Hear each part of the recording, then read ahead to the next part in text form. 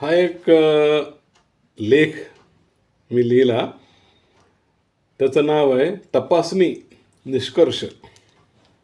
तपासणी निष्कर्ष. तर हा एक गंमतशीर प्रसंग आम्ही ऐकलेला. एका माणसाला म्हणे पोटाचा काहीतरी विकार झालेला होता. नेहमी पोट दुखायचं, पण त्याने डॉक्टरलाकडे दाखवलेच नाही. ते तसंच अंगावर काढलं दुखणं. पण मग हळूहळू जास्तच होत गेलं. तेव्हा तो डॉक्टरकडे गेला.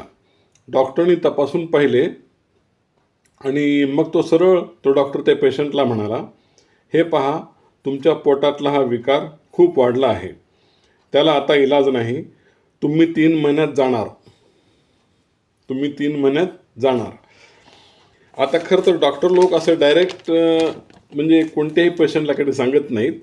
पण त्या डॉक्टरांच्याही लक्षात आले नसेल. असो, पण डॉक्टरचे ते बोलणे ऐकून हा माणूस फार घाबरला ना.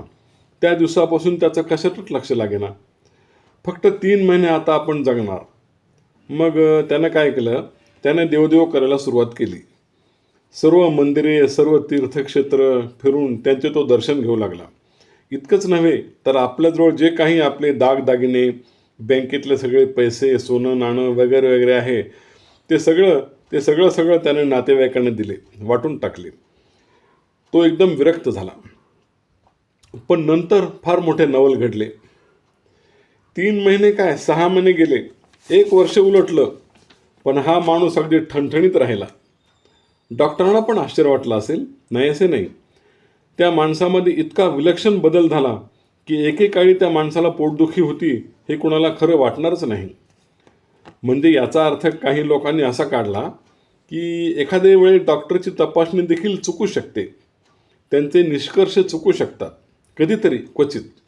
असो, नंतर तो पेशंट बरेच दिवस टिकला, मजेत जगला.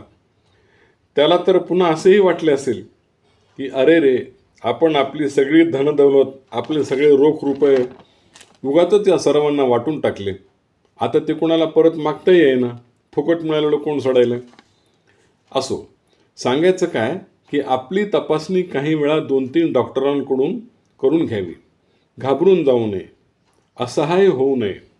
तपासणीनंतर काही वेळा निष्कर्ष वेगळे येऊ शकतात.